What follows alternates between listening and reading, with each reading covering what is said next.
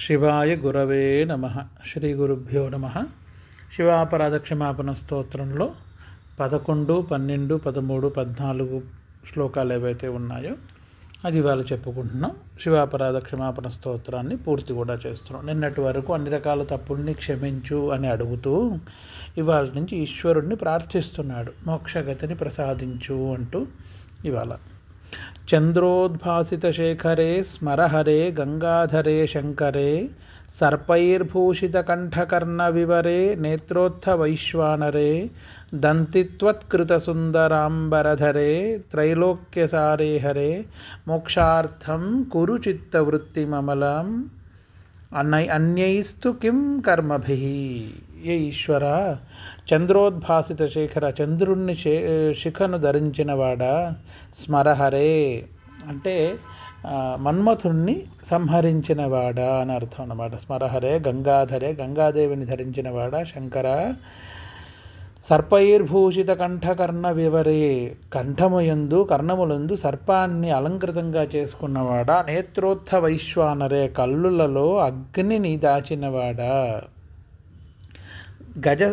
గజచర్మాంబరదారుడైన ఏ ఈశ్వర, త్రైలోక్యానికి పరిపూర్ణమైన సారాంశాన్ని ప్రసాదించేవాడా, నాకు నీ యందు అచంచలమైన భక్తి శ్రద్ధలతో పాటు మోక్షాన్ని ప్రసాదించవయ్యా స్వామి అని అడుగుతూ, ఎందుకు నాకు ఇవన్నీ ఈ ప్రపంచంలో ఉన్నవి అంటూ 12వ శ్లోకంగా కిం యానేన ధనేన వాజికరిభిః ప్రాప్తేన రాజ్యేన కిం వా పుత్ర కలత్ర మిత్ర పశుభిర్దేహేన గేహేన కిం జ్ఞాత్వైతత్క్షణభంగురం సపదిరే త్యాజ్యం మనోదూరతః స్వాత్మార్థం గురువాక్యతో భజ భజ శ్రీపార్వతీ వల్లభం అని అన్నారు. ఎందుకు ఇవన్నీ, దీనివల్ల ఉపయోగమేమి? ధనం వల్ల కానీ, కిం యానేన ధనేన వాజికరిభిః, ఈ ధనం వల్ల కానీ, ఏనుగుల వల్ల కానీ, గుర్రాల వల్ల కానీ, రకరకాల వాహనాల వల్ల కానీ, రాజ్యమే దొరికినా నాకు వచ్చే లాభమే ఉంది స్వామి. పోనీ ఇది కాకపోయినా పుత్ర కలత్ర మిత్రాది, మిత్రులు కానీ, భార్య కానీ, పిల్లలు కానీ, పశుపక్షాదులు కానీ, ఇవన్నీ ఉండటం వల్ల నాకు వచ్చే లాభమే ఉంది. వీటి వల్ల నేను చేసేదే ఉంది స్వామి. ఏది ఎన్నున్నా సరే జ్ఞాత్వేతక్షణభంగురం సపదైః, ఏదైనా సరే ఒక్క క్షణంలో చేయబడేవే కదా ఇవన్నీ. ఏది పరిపూర్ణమైనది కాదు. అందుకని మనోదూరత, ఇవన్నీ మనస్సుని నీ నుంచి దూరం చేసేవే కానీ ఏది నీకు దగ్గర చేసేవేగా నాకు కనిపించటం లేదు స్వామి. నా యందు దయతో ఈ సాంసారిక సుఖాలు ఎన్ని ఉన్నా సరే నీ యందు మనస్సు ఎప్పుడూ ఉండేటట్టుగా, నా మనస్సు నీ యందు ఎప్పుడు ఉండి నీ స్మరణ, నీ భజన చేసేటట్టుగా భజ భజ శ్రీపార్వతీ వల్లభం అని ఎప్పుడూ నీ భజన చేసేటట్టుగా గురుకృప వల్ల నన్ను ఆశీర్వదించవయ్యా అని అడుగుతూ, సరే ఇవన్నీ ఒకవేళ వచ్చినా రావచ్చు కానీ కొన్ని మాత్రం అసలు ఎప్పటికీ ఇవ్వమాక అని అడుగుతున్నారు. ఏంటది? పౌరోహిత్యం రజనిచరితం గ్రామనీత్వం నియోగే మాఠాపత్యం అనృతవచనం సాక్షివాద పరాన్నం బ్రహ్మద్వేష ఖలజనరతి ప్రాణినాం నిర్దయత్వం మా భూదేవం మమ పశుపతే జన్మజన్మాంతరేషు. ఒకవేళ పైన శ్లోకం చెప్పినట్టుగా నువ్వు రాజ్యాధిపత్యాన్ని ఏవైనా ఇవ్వచ్చు కానీ ఇవి మాత్రం నాకు ఎప్పుడూ ఇవ్వమాక ఈశ్వర. నీ స్మరణ తప్ప నాకు ఇలాంటివి మాత్రం ఎప్పుడూ ఇవ్వమాక. ఇందులో మొట్టమొదటిగా చెప్పింది ఏంటో తెలుసా? పౌరోహిత్యం, పూజలు చేయడం, దేవుడి గుళ్ళల్లో పూజలు చేయడం, పౌరోహిత్యం చేయడం, దానాలు తీసుకోవడం జనాల దగ్గర నుంచి, ఇలాంటి పరిస్థితి నాకు ఎప్పుడూ తీసుకురాకయ్యా అని. దీంట్లో పౌరోహిత్యం అనడానికి దోషభూయిష్టంగా చెప్పలేదు. ఎందుకంటే పౌరోహిత్యం చేసే వాళ్ళకి ఒక నియమం ఉంది. నిత్య గాయత్రి, త్రికాల సంధ్య గాయత్రి చేస్తేనే ఆ దోష పరిహారం జరుగుతుంది. లేదంటే ఆ దోషం వాళ్ళ మీద పడుతూనే ఉంటుంది. పరివారంతో సహా అందరినీ కలిపి నాశనం చేస్తుంది అన్నమాట పౌరోహిత్యం చేసే వాళ్ళని. అందుకని అలా పౌరోహిత్యం చేసే వాళ్ళని, ఎందుకంటే ఈశ్వర ఆరాధన చేసేయడంలో ఒక చిన్న నియమం ఉంది. ఒకసారి రామాయణంలో ఉన్న ఒక చిన్న పిట్ట కథ ఇది. రామాయణంలో రాములు వారు రాజ్యం వెళుతున్నారు. రావణ సంహారం అంతా అయిన తర్వాత అలా వెళ్తున్నప్పుడు ఒకరోజు అక్కడ ధర్మఘంట అని ఒక గంట ఉండేది. దాన్ని ఎవరికైనా అన్యాయం జరిగింది అంటే దాన్ని వచ్చి మోగిస్తే రాముల వారే స్వయంగా వచ్చి దానికి న్యాయం చెప్పేవారనమాట. అలా ఒకరోజు ఒక కుక్క వచ్చి మోగిస్తూ ఉంది.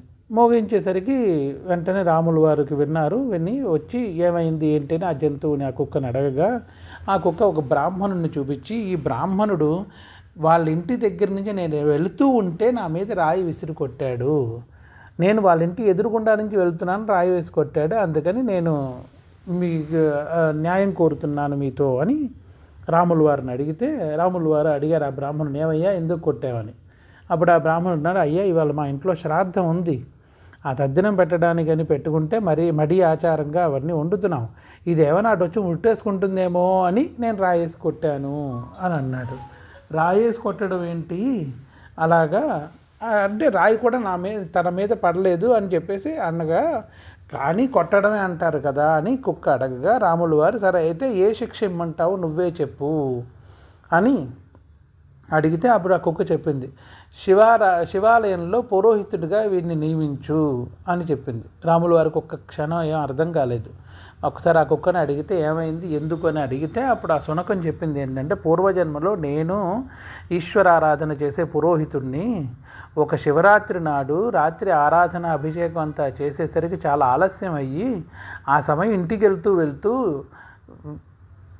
దారి తెలవడం గురించి అని చెప్పేసి ఈశ్వర గుడిలో ఉండే దీపాన్ని దారి కోసమని వాడుకున్నాను, ఆ దారి కోసమని ఈశ్వర వస్తువు వాడినందుకు గాను నాకు ఈ జన్మ కుక్క జన్మ వచ్చింది, ఇంత ధర్మము మడి ఆచారం అంటున్నాడు కదా, ఈ బ్రాహ్మణుడు ఎంత మడిగా ఉంటాడో నేను చూస్తాను అని అందిట. అంతే విషయం ఏంటంటే పురోహితంలో చాలా విషయాలు దోషభూయిష్టమే ఉంటాయి. శివాలయంలోకి వెళ్ళి శివుడి ఆజ్ఞ లేనిదే అక్కడి నుంచి ఏది తీసుకొచ్చినా అది దోషభూయిష్టమే. అక్కడ ఉండే గురువులు వారు కానీ బ్రాహ్మణులు కానీ వాళ్ళు ప్రసాద రూపంలో ఏదైనా ఇస్తే దాన్ని నందీశ్వరుడికి సమర్పించుకుని కొంచెం మిగతాది తెచ్చుకోవాలి. శివప్రసాదం ఈశ్వర ప్రసాదం, ఐశ్వర్యం ఈశ్వరాది ఇచ్చేది, ఈశ్వరానుగ్రహం ఉంటేనే ఐశ్వర్యం ఏదైనా వస్తుంది. కానీ దాన్ని తీసుకురావడానికి ముందు అక్కడ గురువు యొక్క ఆజ్ఞ, చండికేశ్వరుడి ఆజ్ఞ, నందికేశ్వరుడి ఆజ్ఞ కంపల్సరీ తీసుకోవాలి. అందుకని పురోహితం అనేది చాలా కఠినమైన మార్గము అని అలాంటి కఠినమైన మార్గం నాకు ఇవ్వమాకయ్యా.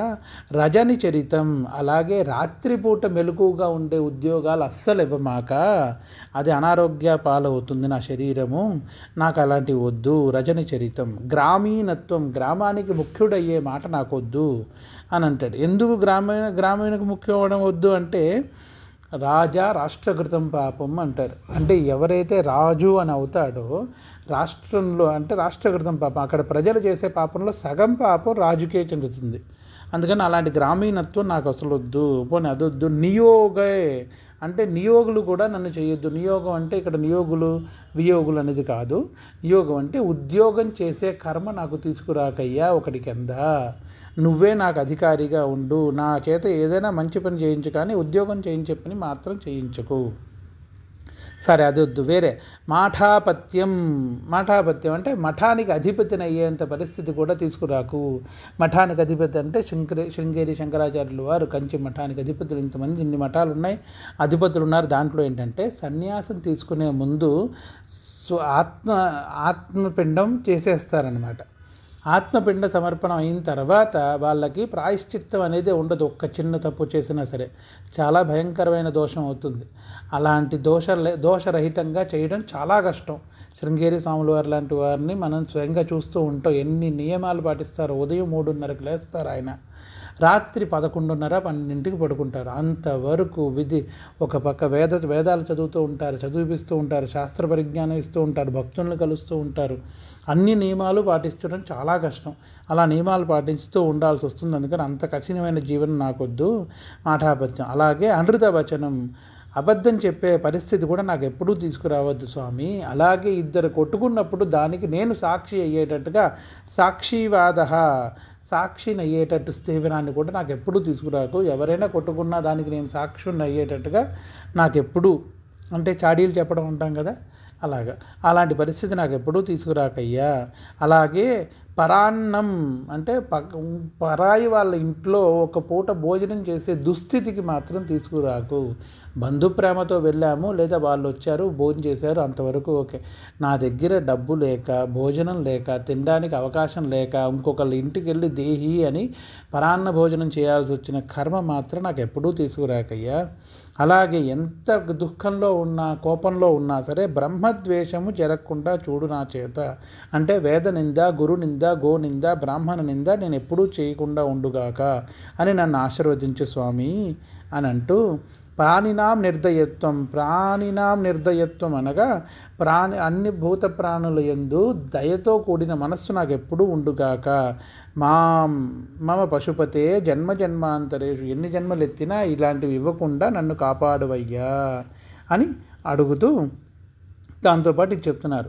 ఆయుర్నశ్యతి పశ్యతాం ప్రతిదినం యాతి క్షయం యౌవనం ప్రత్యాయాంతి గతాః పునర్న దివసాః కాలౌ జగద్భక్షకః లక్ష్మీస్తోయ తరంగభంగచపలా విద్యుచ్చలం జీవితం తస్మాన్మాం శరణాగతం కరుణయా త్వం రక్షాధునా. నా ఆయువు నిత్యం తగ్గుతూనే ఉంది. ఆయుర్నశ్యతి పశ్యతాం యాతి క్షయం యౌవనం. ఆయువు నిత్యము నశిస్తూ ఉంటుంది. ఒక రోజు గడిచిందంటే నా ఆయువులోంచి ఒక రోజు పోయినట్టే. యాతి క్షయం యవ్వనం, నా యవ్వనం కూడా రోజు క్షయిస్తూనే ఉంటాను. అంటే నా శరీరంలో ఉన్న బలమంతా నిర్బలుడు అవుతూ ఉంటాను రోజు రోజుకి నేను. ప్రత్యాయాంతిగత పునర్న దివస, ఒక్కరోజు వెళ్ళి మళ్ళీ ఇంకొక రోజు వచ్చింది అంటే ఆ ఒక రోజుని కాలవు జగద్భక్షక, కాలం తినేసింది ఆ రోజుని, ఇంకా మళ్ళీ అది బయటికి రాదు. ఇంకా ఆ రోజు ఒక్క నిమిషం మన గడియారంలో వెళ్ళిపోయింది, మళ్ళీ వెనక్కి తిరిగి ఎప్పుడూ రాలేదు. అలాగే పోనీ లక్ష్మి అంటే ధనము, ధాన్యము, యోగము, యశస్సు, కీర్తి ఇన్ని ఉన్నాయి కదా, వీటిల్లో ఏదైనా నాతో ఉంటుందా అంటే ఇవన్నీ భంగ చెప్పల. ఎప్పుడు ఎటు తిరుగుతుందో, ఎటు ఆట ఆడుతుందో తెలియదు. ఎందుకంటే విద్యుచ్చలం జీవితం. విద్యుచ్చలం అంటే మెరుపు లాంటి జీవితము. ఒకసారి మీరు ఎప్పుడైనా చూసుంటారు, వర్షం పడేటప్పుడు ఒక మెరుపు పడుతుంది. ఆ మెరుపు పడినప్పుడు ఒక పెద్ద శబ్దంతో పాటు ఒక మెరుపు పడి వెంటనే ఆరిపోతుంది ఆ మెరుపు, అదేం అక్కడే ఉండదు. అలా జీవితం అనేది ఒక్క వాన బుడగ లాంటిది, ఒక్కసారి వస్తుంది, ఎప్పుడు పట్ అని పగులుతుందో తెలీదు. అలాంటి సమయంలో లక్ష్మీస్తోయ తరంగభంగ చపల, ఇలాంటివన్నీ లక్ష్మి, అన్ని రకాల అష్టలక్ష్ములు నాతో ఉన్నా విద్యుచ్చలం జీవితం, ఒక్క క్షణ మాత్రంలో అన్నీ తుడుచుకుపోతాయ్యా. తస్మాన్మాం శరణాగతం, అందుకే నేను నీ శరణ కోరుతున్నాను స్వామి. కరుణతో నన్ను రక్షించుగాక, రక్షించవయ్యా ఈశ్వర, పాహిమాం అని ప్రార్థిస్తూ శ్రీమత్ శంకరాచార్య విరచిత పరమహంస పరివ్రాజకాచార్యవర్య గోవింద భగవత్పాద శిష్యస్య శ్రీమత్ శంకరాచార్య కృతౌ శివాపరాధక్షమాపణ స్తోత్రం సంపూర్ణం.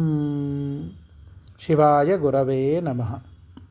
ఇవాళతో శివాపరాధ క్షమాపణ స్తోత్రం పూర్తయింది. తదనంతరం రేపు ఒక కొత్త స్తోత్రంతో పాటు మనం ఆరంభిద్దాం. శ్రీ గురుదేవ దత్త. శివాయ గురవే నమః.